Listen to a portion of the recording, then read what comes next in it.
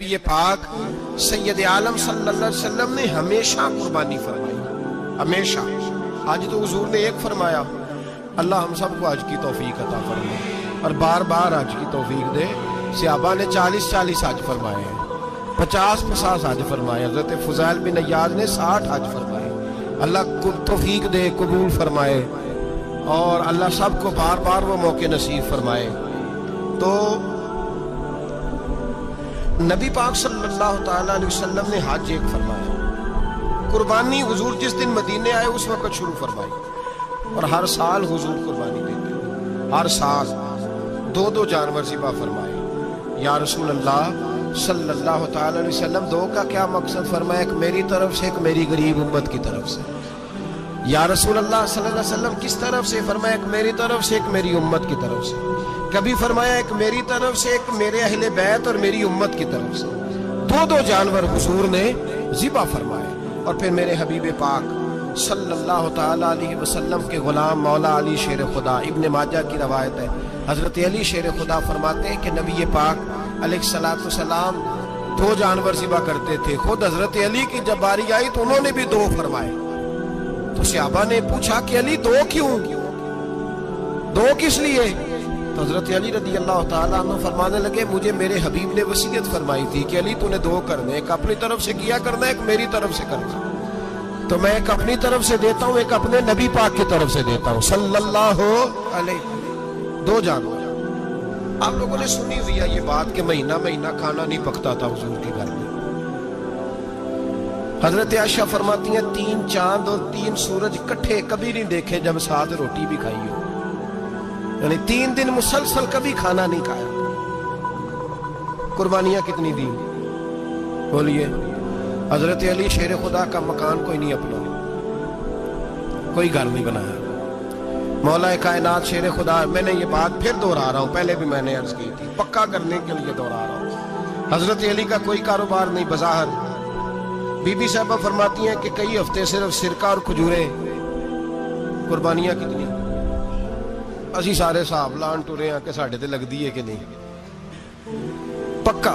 اور پھر جب بات ہوتی ہے دینے کی تو ماحول اور ہوتا ہے، جب لینے کی باری ہوتی ہے تو ماحول اور ہوتا ہے۔ قربانی واجب ہے اس شخص پر جس کے پاس 52.5 تولے چاندی یا 7.5 تولے، لیکن میں 7.5 تولے والا فتویٰ نہیں دیتا، میں 52.5 تولے چاندی والا فتویٰ دیتا ہوں، اس لیے کہ 52.5 تولے چاندی تو شاید تولہ یا 1.5 تولہ سونے کے برابر ہی ہو جائے، ٹھیک ہے نا جی؟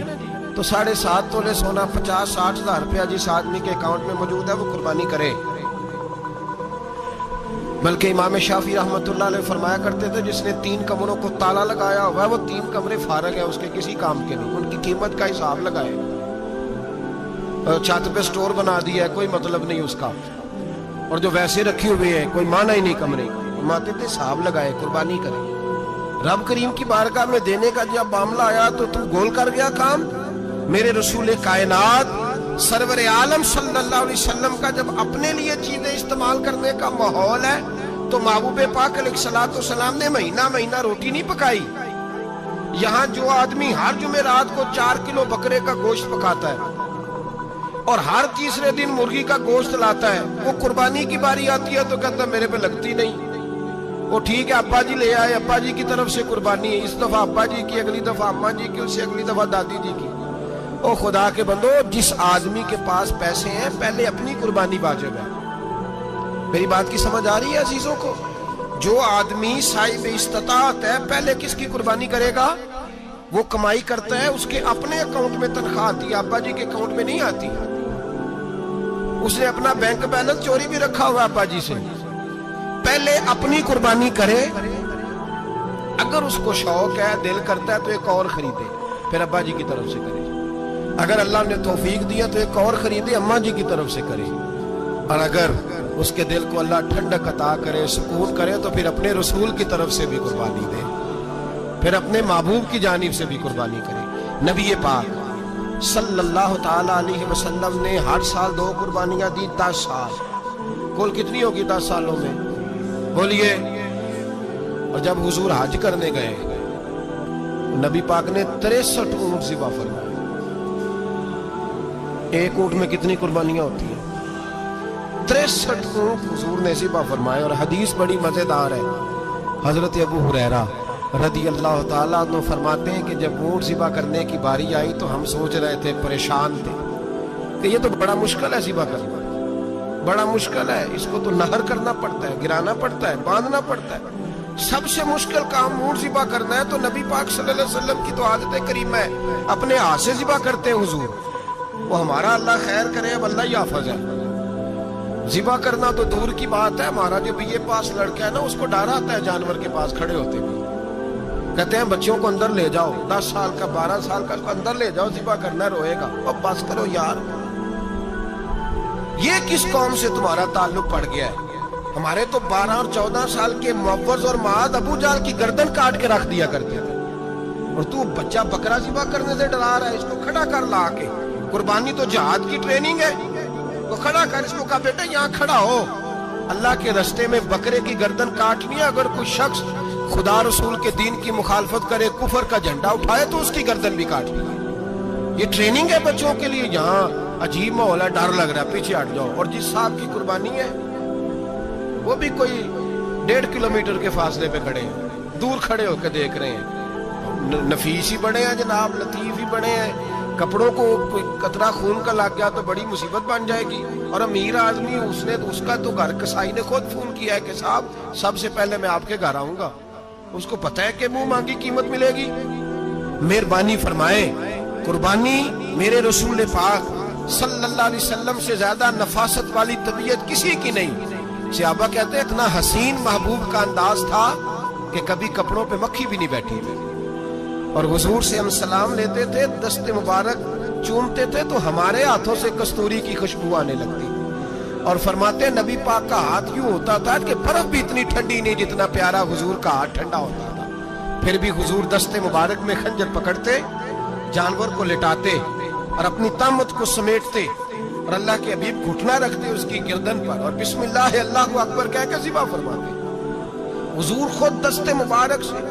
तू इतना ज्यादा नाजुक मिजाज हो गया है कि अब ये वाली सुन्नत अदा करना मुश्किल हो गया तेरे लिए। 63 ऊँट है।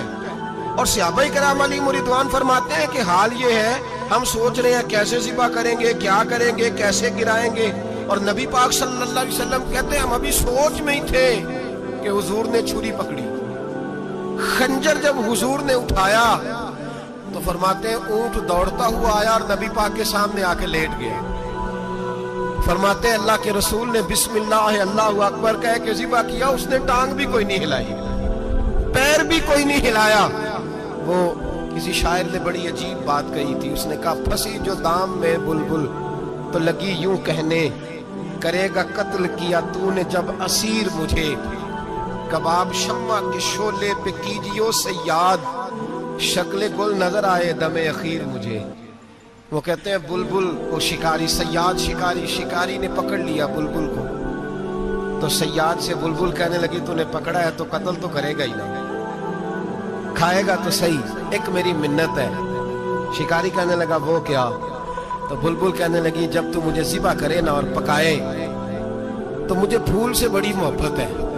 इस तरह करना, कोयले इतने ज्यादा दहकाना, इस कदर ज्यादा आग जलाना कि उनकी शक्ल गुलाब के फूल की तरह सुर्ख हो जाए। तो जब तू मुझे उन पर जलाएगा तो मुझे तकलीफ नहीं होगी, इसलिए कि महबूब का चेहरा जो सामने आ जाएगा, मुझे तकलीफ नहीं होगी। फंसी जो दाम में बुलबुल तो लगी यूं कहने, करेगा कत्ल किया तूने जब असीर मुझे, कबाब शम्मा के शोले पे कीजियो सयाद, ओ शक्ल गुल नजर आए दमे